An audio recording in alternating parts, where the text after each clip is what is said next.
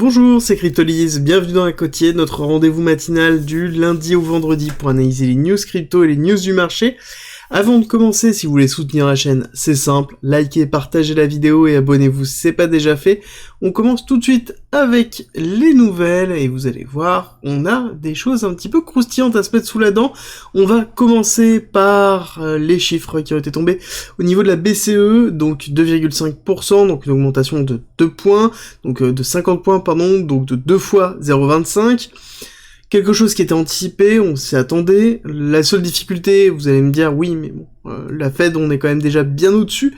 Je suis d'accord avec vous, mais la difficulté, c'est que l'Europe n'a pas la même situation que les États-Unis, et que forcément, on se retrouve sur une Europe qui est beaucoup plus endettée, qui a une récession qui est beaucoup plus forte, qui rentre réellement en récession, contrairement aux États-Unis, et forcément à chaque fois qu'on a une augmentation des taux, il y a une petite peur au niveau des bonds qui peuvent se faire. Donc, je rappelle, les bonds sont les bons au trésor qui sont délivrés par les États, et en Europe, il y a toute la question d'une potentielle crise des bonds, avec une crise qui avait déjà commencé, je sais pas si vous vous en souvenez, je vous en avais parlé, je l'avais traité sur la crise, alors, du coup c'est pas forcément l'Europe, je suis d'accord avec vous, en tout cas plus maintenant, l'Angleterre dans lequel on avait eu un sauvetage in extremis de certains fonds de pension, avec un rachat massif, avec une planche à billets qui avait redémarré pour racheter massivement les bonds.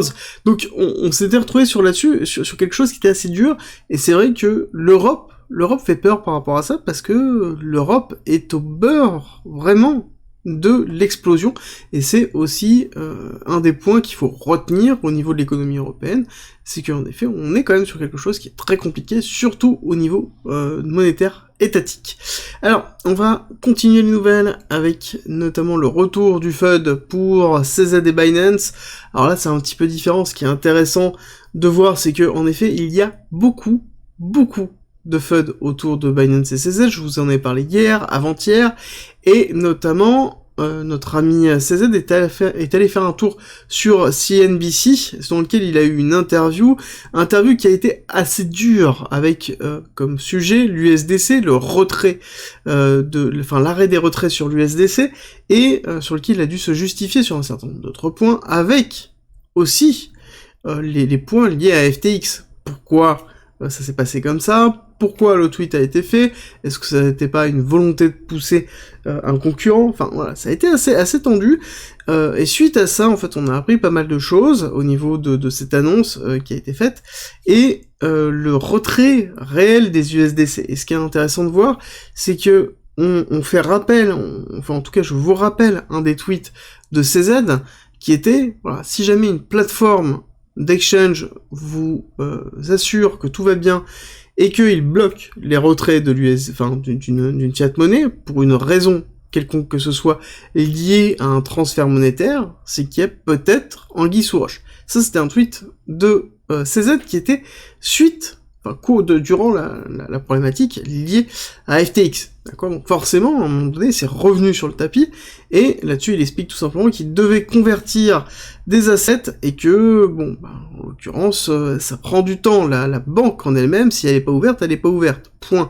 Bon, ça c'est un petit peu facile, mais ça se comprend, ça peut se comprendre. Il assure en tout cas qu'il n'y a pas de margin, qu'il n'y a pas de levier, et que leurs assets sont propres, et globalement, comme il le précise, ils sont forts financièrement, et il l'a répété au sein de cette équipe que l'avenir n'est que radieux pour Binance, parce que dans tous les cas, peu importe la durée ou la densité du bear ou la complexité du bear, il n'y aurait aucun problème pour continuer les activités, et je pense que c'est intéressant de le préciser. Surtout qu'on a CryptoQuant qui vient de valider les proof of reserve de FTX, et en confirmant qu'il n'y a pas de FTX-like, donc sous-entendu une problématique proche de celle de FTX. En même temps, avoir une problématique proche de FTX sous-entendrait avoir quelqu'un qui fait de la malversation, qui ne sait pas gérer une société, et qui fait exprès de détourner des fonds. Bon, là, en l'occurrence, c'était vraiment le problème de FTX. Alors oui, vous allez me dire, oui, mais c'était plus lié au FTT qui était majoritairement dans une balance. Oui, je suis d'accord que il y avait une grosse partie des FTT qui servait de collatéral pour faire du levier et pour emprunter, ce qui créait justement à un moment donné des assets qui étaient créés sur une pile de rien. Donc, on se retrouvait sur quelque chose qui pouvait s'effondrer. Mais, FTX s'est effondré parce que ils n'avaient pas les assets des utilisateurs pour assurer les retraits. S'ils avaient eu les assets des utilisateurs pour assurer les retraits, il n'y aurait jamais eu d'effondrement. Peu importe le cours du FTX, peu importe, voilà, là actuellement, le gros problème, c'était principalement le fait de pouvoir, le manque de liquidité. Et ça c'est vraiment important, c'est qu'il n'y avait plus d'assets à retirer. Là, ce n'est pas le cas, en tout cas, ça a été prouvé. Il y a beaucoup de FUD autour de l'audit qui a été fait par Mazars, ça je vous l'ai expliqué lors des différentes quotidiennes précédentes, et c'est intéressant d'avoir en plus l'analyse de CryptoQuant, que l'on peut retrouver assez facilement du coup sur cryptoquant.com, dans lequel on a toute l'analyse qui est détaillée. Je vous invite à la lire, c'est très intéressant de voir ce qui a été fait, de la façon dans laquelle il l'aborde, et en effet, il confirme qu'on a bien une réserve qui est 100% collatéralisée sur les assets utilisateurs, ce qui est plutôt positif, ça veut dire qu'il n'y aura pas de bank run, ou en tout cas il n'y aura pas de forme de bank run propre à ça. Après, il est vrai que si forcément tout le monde veut retirer une forme de l'USDC, je rappelle que l'USDC a disparu de la plateforme Binance, a été transformé en BUSD, il y a toute une polémique qui s'est fait là-dessus, donc forcément, si on parle d'une possibilité de retrait sur un asset dans lequel ils essaient de diviner les liquidités, bon, ça peut s'expliquer, tout simplement, pourquoi ils ont ce problème de retrait. Voilà. À vous de me dire ce que vous en pensez en commentaire. Pour moi, je considère qu'il n'y a pas de sujet autour des retraits de l'USDC, on est très loin d'une situation à la FTX, et ce n'est pas parce que c'est Binance, non, c'est tout simplement parce que la situation est totalement différente. Ce qui a mis le feu aux poudres, c'est deux choses, c'est un, sur FTX, le rapport sur Alameda, deux, la notion de FTX, la notion de FTT dans FTX. D'accord, c'était vraiment ça. Le BNB n'a pas la même schématique. Le BNB n'a pas la même, n'est pas le même type de token, n'a pas la même utilité réellement, et un véritable écosystème. Donc on est vraiment dans quelque chose qui est totalement différent du FTT. Alors on va continuer, toujours un petit peu sur Binance. Une petite demande qui est assez sympa et qui va permettre de pouvoir parler d'autres choses, c'est Mithril qui demande 53 millions de dollars en BNB, alors exactement il demande 200 000 BNB, suite au retrait du listing sur Binance, à savoir que Mithril a été une des premières crypto-monnaies sur la BNB Chain, un des premiers tokens listés sur Binance, et pour le listing, ils avaient déposé 200 000 BNB, et du coup ils demandent le retrait, enfin la récupération de ces 200 000 BNB suite au délisting.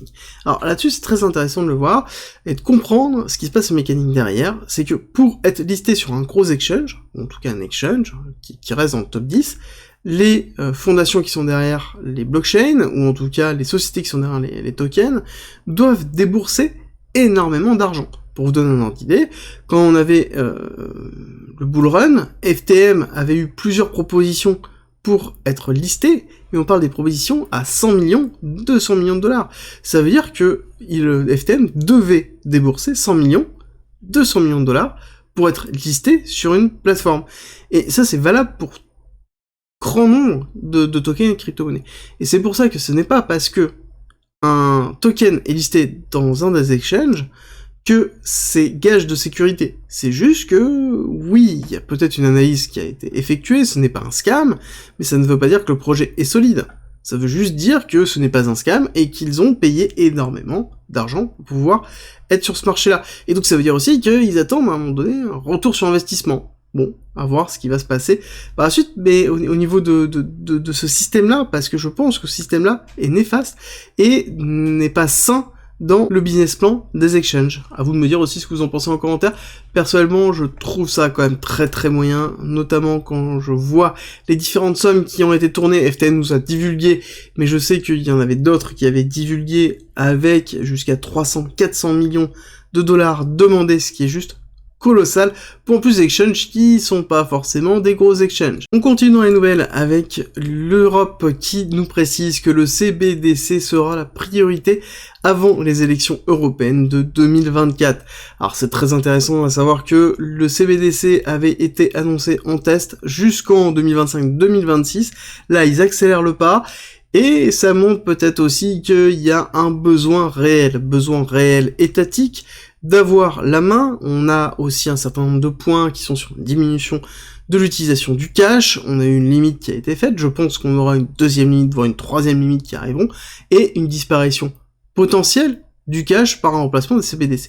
Ce qui est aussi intéressant de comprendre, c'est que une diminution du cash, pour une notion de restriction et une notion clairement liée de contrôle rattachée aux finances, donc ça veut dire la possibilité de taxer l'ensemble des échanges, va entraîner la mort d'une certaine partie de l'économie mondiale, comme on peut regarder en Europe. Par exemple, si en Grèce ou en Italie on retire le black, donc le cash, qui permet principalement de faire des jobs non déclarés, on va se retrouver avec certainement une grosse crise humaine et une grosse crise économique dans ces pays-là, ce qui est aussi le cas en France. En France, une grosse partie des restaurants, par exemple, sont toujours énormément au black, parce que c'est la simplicité, c'est la possibilité de pouvoir favoriser de l'emploi non déclaré, et donc avoir une forme d'allègement des charges qui pèsent sur par exemple les restaurants. Savoir que les restaurants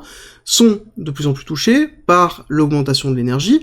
On parle d'augmentation de x4, x5, x6, voire même certains x10 en termes juste de factures sur l'électricité, sur l'énergie, sur le gaz.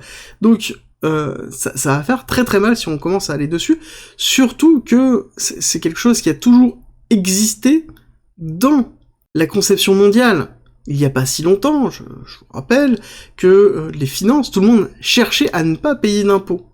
Maintenant, c'est plus du tout le cas, on est dans une autre schématique, mais avant, on allait jusqu'à mentir en se faisant passer pour un moine, parce que les moines ne payaient pas d'imposition pour ne pas devoir payer d'impôts. Et c'est vrai que la notion de black rentrait dans cette schématique-là, dans laquelle nous avions une partie du cash qui ne rentrait pas dans le cycle classique. Là, la suppression du cash ou la diminution du cash va être limitant, et le remplacement par la CBDC ne permettra pas d'avoir ce type d'économie-là. Ma question, elle est: qu'est-ce qui va se passer sur ce type de business? Est-ce qu'ils vont être capables de s'adapter, ou est-ce qu'on va voir un effondrement d'un certain nombre de pôles économiques? À vous de voir ce que vous en pensez. Moi, personnellement, le CBDC, c'est pas forcément quelque chose qui me fait peur, parce que même si on arrive sur un test en 2024, clairement, on le voit sur ce qui est en train de se passer en Chine, ça n'arrive pas à s'imposer, ça n'arrive pas à se mettre en place, et ce n'est pas une solution long terme, et je pense que dans tous les cas, on aura à un moment donné soit une marche arrière qui sera effectuée, ou en tout cas une non-adhésion, et considérer que le CBDC va remplacer le cash, je pense que c'est pas pour tout de suite, même si on est en train de nous montrer que c'est la voie que l'on essaie de prendre. Alors, en parlant du CBDC, ce qui est intéressant, c'est qu'il y a aussi une analyse qui a été effectuée avec l'application du ZK, donc Zero Knowledge Proof, qui est une technologie très intéressante de cryptographie qui permet de déterminer si une transaction est bonne ou non sans en connaître les tenants et les aboutissants, et justement qui permettrait de résoudre la notion de privacy qui est très importante au niveau des CBDC. Alors, je suis d'accord, c'est quelque chose qui est plutôt positif, mais, très important, c'est que la CBDC reste totalement contrôlable par un voie étatique. Ce qui est problématique, et ce qui est un des vecteurs problématiques de la CBDC, et qu'il ne faut pas oublier. Ce n'est pas parce que on a en effet une privacy qui peut être protégée à travers le ZK Knowledge, que on a derrière des fonds qui sont protégés par nous-mêmes. Là, actuellement, la beauté de la crypto, et on l'oublie souvent parce qu'on parle souvent d'exchange, not your key, not your coin. Ça sous-entend aussi your key, your coin. Ça veut dire quoi? Ça veut dire que vous possédez réellement votre argent, votre crypto-monnaie, et donc le moyen de faire des échanges monétaires. Alors que le CBDC, ce ne sera pas le cas, parce que la clé, vous ne la posséderez jamais, et justement, c'est le but aussi de ce type de monnaie-là. Alors on va terminer notre partie news, avant d'attaquer la partie technique, sur une levée de fonds qui est assez colossale, avec justement Aztec Network, qui lève 100 millions de dollars, donc en plus une levée de fonds qui a été faite par A16Z, qui est un fonds dont on a parlé déjà plusieurs fois, et ce qui est intéressant ici, c'est que c'était une layer 2 spécialisée dans la privacy, justement dans la protection des transactions, à travers des smart contracts particuliers, et c'est intéressant de voir que ça lève énormément de fonds. Peut-être que, justement, on se retrouve sur une opposition entre la privacy et le fait que tout est accessible sur la blockchain, et que tout sera accessible sur la CBDC, sauf qu'elle ne sera pas accessible pour tout le monde, mais uniquement pour ceux qui ont créé la CBDC. Je vous laisse ici pour la partie nouvelle, je vais préparer la partie technique dans la vidéo qui sort à 8h30, je vous dis à tout de suite. Avant de se quitter, je vous rappelle que le Discord est en commentaire, c'est gratuit, et c'est un lieu de partage et d'échange autour de la crypto-monnaie, de la blockchain, du trading et de l'investissement. N'hésitez pas à rejoindre justement notre communauté de passionnés, et pour tous ceux qui veulent soutenir la chaîne et le Discord, on a mis en place un premium avec plus de contenu, avec plein de choses, comme par exemple 100 vidéos, 300 pages de formation et de guides structurés autour d'un parcours pédagogique. On y en rajoute toutes les semaines, donc ça grossit toutes les semaines. Vous y retrouverez aussi des stratégies de trading, des stratégies d'investissement, des analyses, des lives hebdomadaires, des briefs quotidiens que j'effectue sur le marché, plein de choses, plein de contenu. N'hésitez pas à nous rejoindre et je vous mets une petite vidéo en haut à droite pour les curieux. Je vous dis à tout de suite.